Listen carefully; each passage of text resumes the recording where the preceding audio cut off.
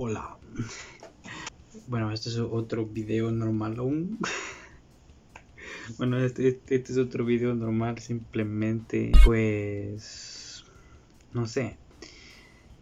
No he podido jugar, la verdad, últimamente Far Cry por motivo de que, bueno, he estado tan ocupado esta semana, estuve tan ocupado en el aspecto de hacer traducir el video que tenía que traducir, ¿verdad? Que de hecho eso lo voy a subir en este video, lo voy a mostrar. Y básicamente fue una traducción que hace poco, pues, de hecho ayer tuve que entregar y la verdad es que la traducción me quedó bien, me gustó mucho. Es un cuento muy viejo, es un cuento de The Remarkable Rocket, el cohete extraordinario en español. Es como un cuento, creo. Sí, es un cuento, diría, un cuento. Eh, es muy bueno, la verdad, lo voy a compartir en este video, para tenerlo aquí, porque la verdad es que, o sea, traducir es bien bonito, es bien porque vas conociendo nuevas palabras, vas, viendo nuevas cosas, entonces vas aprendiendo. La única cosa que en este video, el audio de este video era muy antiguo y me costaba identificar palabras del video porque de verdad el audio antiguo y aparte de eso es inglés británico, pero de ese inglés británico muy complicado de entender porque son palabras que se pronuncian de diferente manera. Pero al final lo hice, al final pues me tuve que orientar en el libro del cuento. Me tuve que orientar en el libro del cuento para buscar una palabra exactamente cómo era o cómo en verdad es la palabra o qué decía, porque de verdad habían palabras que no se entienden. O sea, el inglés británico es un inglés like give me a water or water something like that, you know, give me a water algo así. Entonces, o this is very important to understand this, and o dicen a veces right, you understand this because we know that, something like that, algo así. Pero la verdad muy interesante, me gustó mucho traducirlo, o sea, bien chido, bien, me gustó, o sea.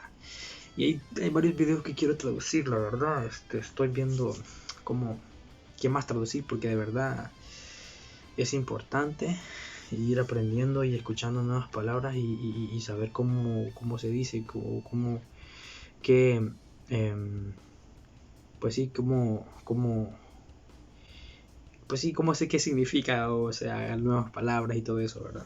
Y bueno, para no ser tan largo esto, porque el video dura 25 minutos. Y pues quiero compartirlo aquí y para mostrárselo y para que vean el resultado de mi traducción.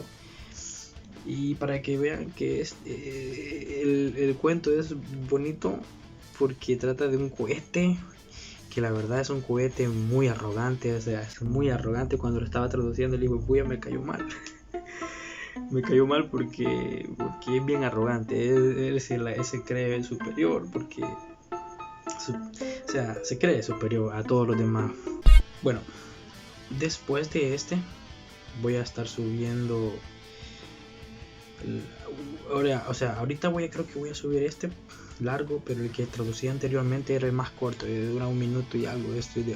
The Old Man in the Sea. Entonces ese ya lo había traducido antes, pero ese es muy poquito, eso dura 1 minuto y algo. Well, that's it. Y bueno, este es el video traducido. Nos vemos.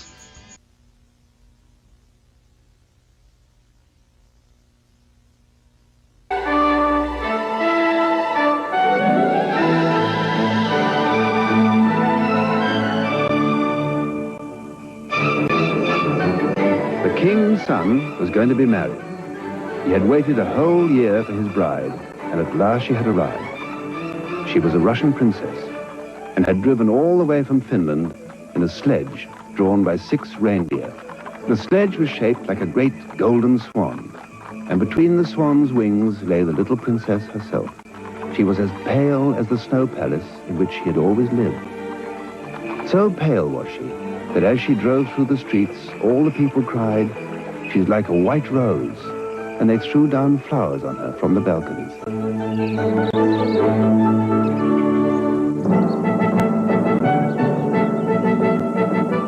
At the gate of the castle, the prince was waiting to receive her. When he saw her, he sank upon one knee and kissed her hand. Your picture was beautiful, but you are more beautiful than your picture. And the little princess blushed. She was like a white rose before, Said a young page to his neighbor. but she is like a red rose now. And the whole court was delighted. For the next 3 days, everyone went about saying, "White rose, red rose, red rose, white rose." And the king gave orders that the page's salary was to be doubled.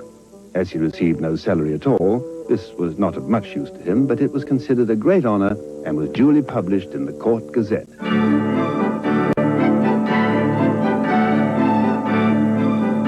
When the 3 days were over, the marriage was celebrated. It was a magnificent ceremony.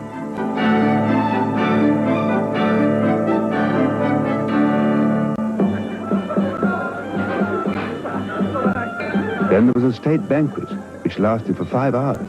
The prince and princess sat at the top of the great hall and drank out of a cup of clear crystal.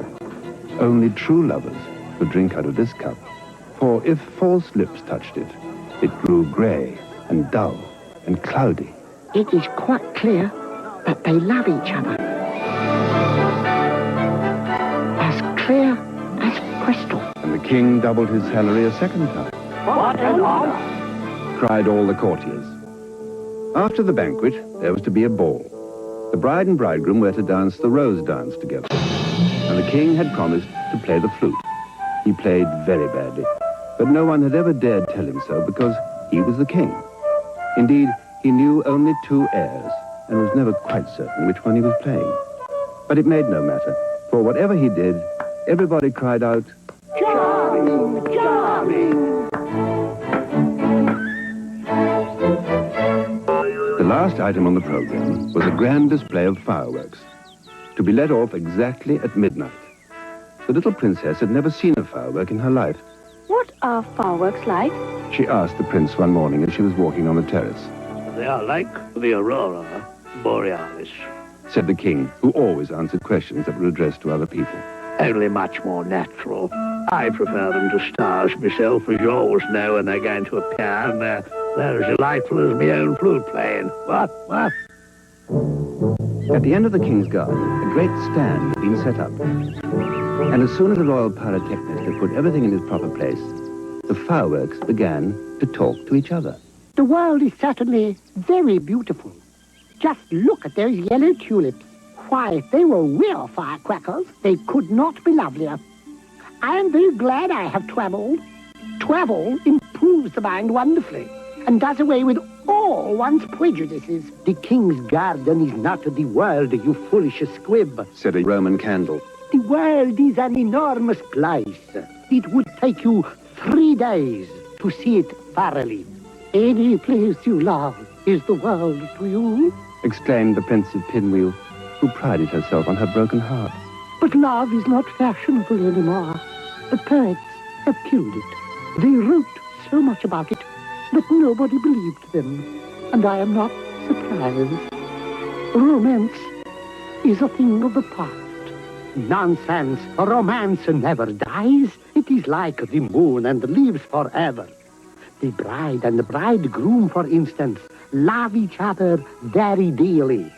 I heard all about them this morning from a giant-sized sparkler. But the pinwheel shook her head and murmured, Romance is a thing of the past. She was one of those people who think that if you say the same thing over and over a great many times, it becomes true in the end. Suddenly, a sharp, dry cough was heard, and they all looked round. It came from a tall, supercilious-looking rocket, who was tied to the end of a long stick. He always coughed before he made any observations, so as to attract attention.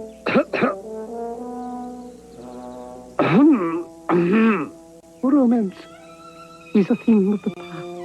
Order! Order! Cried out a big firecracker. He was something of a politician, and had always taken a prominent part in the local elections, so he knew the proper parliamentary expressions to use. A thing of the past. As soon as there was perfect silence, the rocket coughed a third time and began. He spoke with a very slow, distinct voice, as if he were dictating his memoirs. In fact, he had a most distinguished manner. How fortunate it is for the king's son that he is to be married on the very day on which I am to be let off. Dear me, I thought it was quite the other way, and that we were to be let off in the prince's honor. It may be so with you. Indeed, I have no doubt that it is. But with me, it is different. I am a very remarkable rocket, and come of remarkable parents. My mother was the most celebrated pinwheel of her day. When she made her great public appearance, she spun round 19 times before she went out, and each time that she did so, she threw into the air 7 pink stars. She was 3 feet and a half in diameter and made of the very best gunpowder. My father was a rocket like myself and of French extraction. He flew so high that the people were afraid that he would never come down again. He did, though, for he was of a kindly disposition, and he made a most brilliant descent in a shower of golden rain. The newspapers wrote about his performance in very flattering terms. Indeed, the Court Gazette called him a triumph of pyrotechnic art. Pyrotechnic. Pyrotechnic, you mean? Said a Bengal light. I know it is pyrotechnic, for I saw it written on my own canister. Well, I said pyrotechnic. The Bengal light felt so crushed that he began at once to bully the little squib. I was saying, what was I saying? You were talking about yourself. Of course, I knew I was discussing some interesting subject when I was so rudely interrupted. I hate rudeness and bad manners of every kind, for I am extremely sensitive. What is a sensitive person? A person who, because he has corns himself, always treads on other people's toes. Pray, what are you laughing at? I am not laughing. I'm laughing because I am happy. That is a very selfish reason. What right have you to be happy? You should be thinking about me. I am always thinking about myself, and I expect everybody else to do the same. That is what is called sympathy. It is a beautiful virtue, and I possess it in a high degree. Suppose, for instance, if anything happened to me tonight, what a misfortune that would be for everyone. The prince and the princess would never be happy again. Their whole married life would be spoiled. And as for the king, I know he would not get over it. Really, when I begin to reflect on the importance of my position, I am almost moved to tears. If you want to give pleasure to others, you had better keep yourself dry. Certainly, that is only common sense. Common sense, indeed. You forget that I am very uncommon and very remarkable.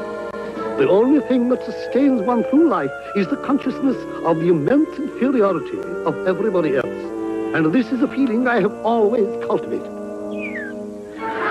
But none of you have any hearts. Here you are, laughing and making merry, just as if the prince and princess had not just been married. Well, really, Exclaimed a small fire balloon. why not? It is a most joyful occasion, and when I soar up into the air, I intend to tell the stars all about it. You'll see them twinkle when I talk to them about the pretty bride. Oh, what a trivial view of life. But it is only what I expected. There is nothing in you. You are hollow and empty.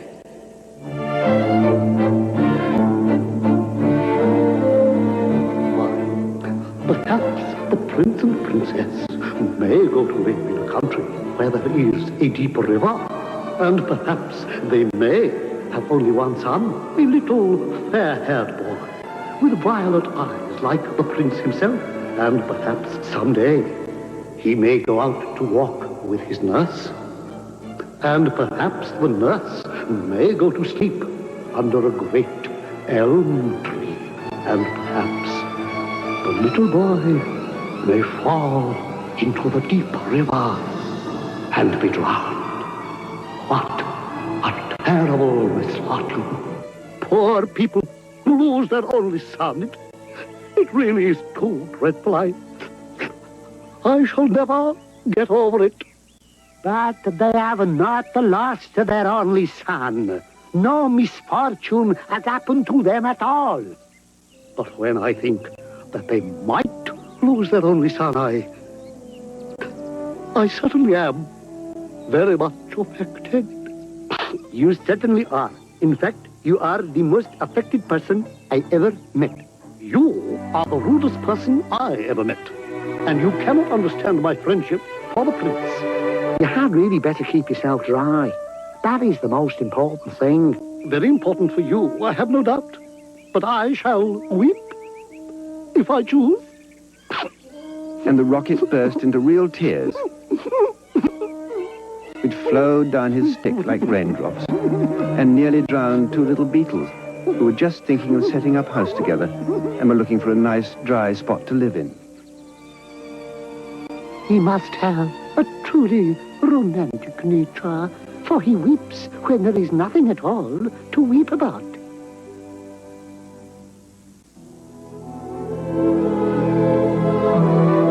Then the moon rose like a wonderful silver shield,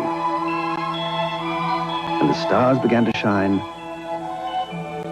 and the sound of music came from the palace.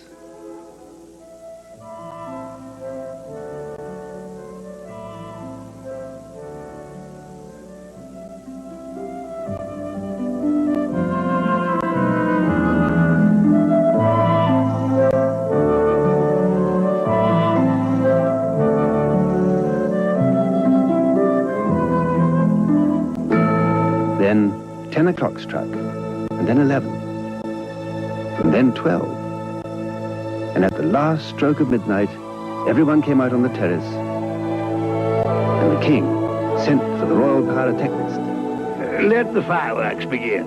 Huh? And the royal pyrotechnist made a low bow and marched down to the end of the garden. He had 6 attendants with him, each of whom carried a lighted torch at the end of a long pole. It was certainly a magnificent display.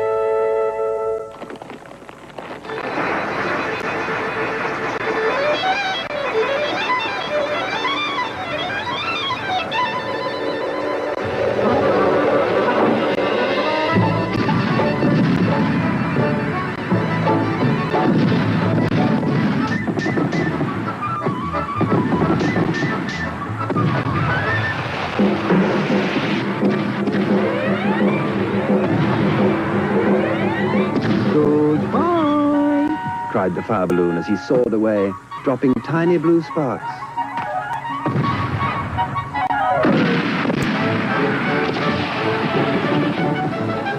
Everyone was a great success, except the remarkable rocket.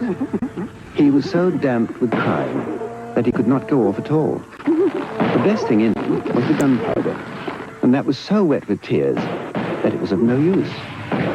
I suppose they are reserving me for some grand occasion. No doubt that is what it means. And he looked more supercilious than ever. All his poor relations, to whom he would never speak except with a sneer, shot up into the sky like wonderful golden flowers with blossoms of fire.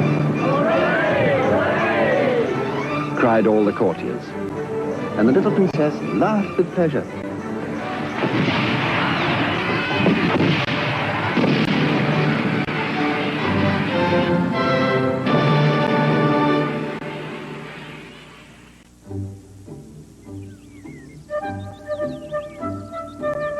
The next day, the workmen came to put everything tidy.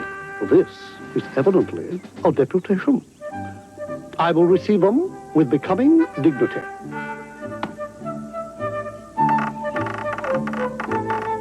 So he put his nose in the air and began to frown severely, as if he were thinking about some very important subject. But they took no notice of him at all, till they were just going away. Then one of them caught sight of him. Hello. What a bad rocket. And he threw him over the wall into the ditch.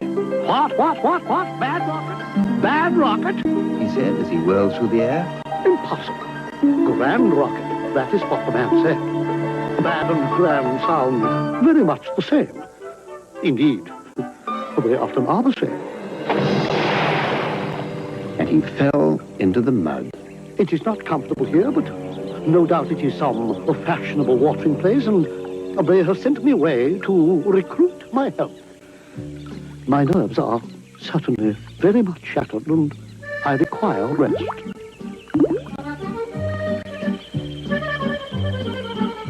Then a little frog with bright jeweled eyes and a green mottled coat swam up to him. And you arrival, I see. Well, after all, there is nothing like mud. Give me rainy weather and a ditch, and I am quite happy. Do you think it will be a wet afternoon? I hope so. But the sky is quite blue and cloudless. What a pity. What a delightful voice you have. Really, it is quite like a croak, and croaking is, of course, the most musical sound in the world. You will hear our glee club this evening. We sit in the old duck pond close by the farmer's house, and as soon as the moon rises, we begin. It is so entrancing that everybody lies awake to listen to us. It is most gratifying to find oneself so popular. The rocket was very much annoyed that he could not get a word in. A delightful voice, certainly. I hope you will come over to the duck pond. I'm off to look for my daughters. I have 6 beautiful daughters, and I'm so afraid the pike may meet them. He's a perfect monster and will have no hesitation in breakfasting off them. I've enjoyed our conversation very much, I assure you. Goodbye. Conversation indeed. You have talked the whole time yourself. That is not conversation. Somebody must listen, and I like to do all the talking myself. It saves time and prevents arguments. But I like arguments. I hope not. Arguments are extremely vulgar, for everybody in good society holds exactly the same opinions. Goodbye second time. And the little frog swam away. You are a very irritating person and very ill-bred.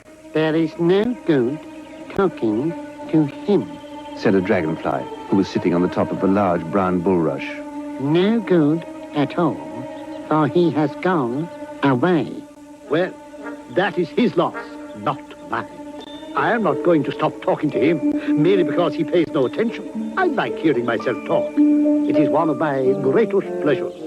I often have long conversations all by myself, and I am so clever that sometimes I don't understand a single word of what I am saying. Then you should certainly lecture on philosophy, said the dragonfly, and he spread a pair of lovely gauze wings and soared away into the sky. How very silly of him not to stay here.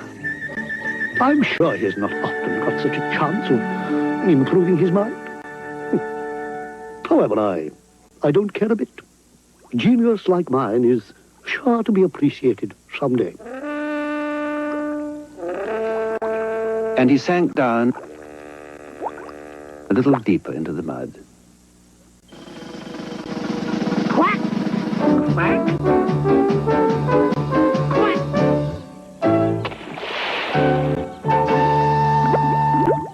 After some time, a large white duck swam up to him. She had yellow legs and webbed feet, and was considered a great beauty on account of her waddle. Quack, quack, quack. What a curious shape you are. May I ask, were you born like that, or is it the result of an accident? It is quite evident that you have always lived in the country. Otherwise, you would know who I am. However, I excuse your ignorance. It would be unfair to expect other people to be as remarkable as oneself. You will no doubt be surprised to hear that I can fly up into the sky and come down in a shower of golden rain. I don't think much of that, as I cannot see what use it is to anyone. Quack, quack, quack. Now, if you could plough the fields like the ox, or draw a cart like the horse, or look after the sheep like the collie dog, that would be something. My good creature, I see that you belong to the lower orders. I shall probably go back to court, for I know that I am destined to make a sensation in the world. I had thoughts of entering public life once myself. There are so many things that need reforming. Quack, quack, quack, quack, quack. I am made for public life, and so are all my relations, even the humblest of them. Whenever we appear, we excite great attention. I have not actually appeared myself, but when I do so, it will be a magnificent sight. As for domesticity, it ages one rapidly and distracts one's mind from higher things. Oh, the higher things of life. How fine they are. That reminds me how hungry I feel. And she swam away down the stream, saying, Quack, quack, quack. Quack, quack, quack, quack, quack. Quack, quack, quack, quack, quack. Quack, quack, quack. Come back! Come back! I have a great deal to say to you. but the duck paid no attention to him. I am glad that she has gone. She has a decidedly middle-class mind.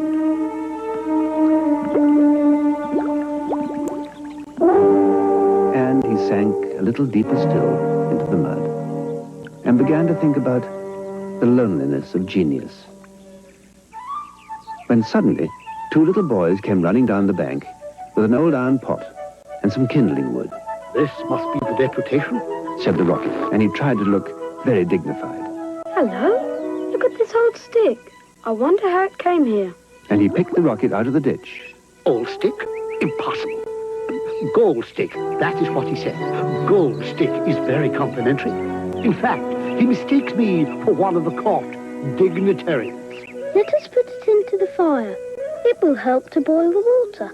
So they piled the firewood together and put the rocket on top and lit the fire. Oh, this is magnificent. They are going to let me off in broad daylight so that everyone can see me. We will go to sleep now, and when we wake up, the water will be boiled.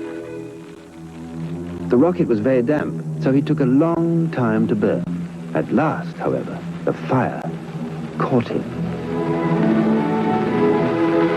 I know I shall go much higher than the stars, much higher than the moon, much higher than the sun. In fact, I shall go so high that... And he went straight up into the air. Oh, delightful! I shall go on like this forever! Whee! What a success I am! But nobody saw him.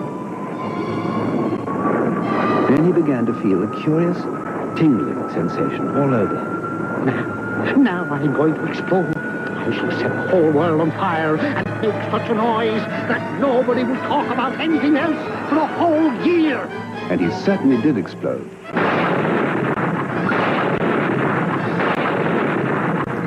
But nobody heard him, not even the two little boys, for they were sound asleep. I knew I should create a great sensation, Gasped the rocket, and he went out.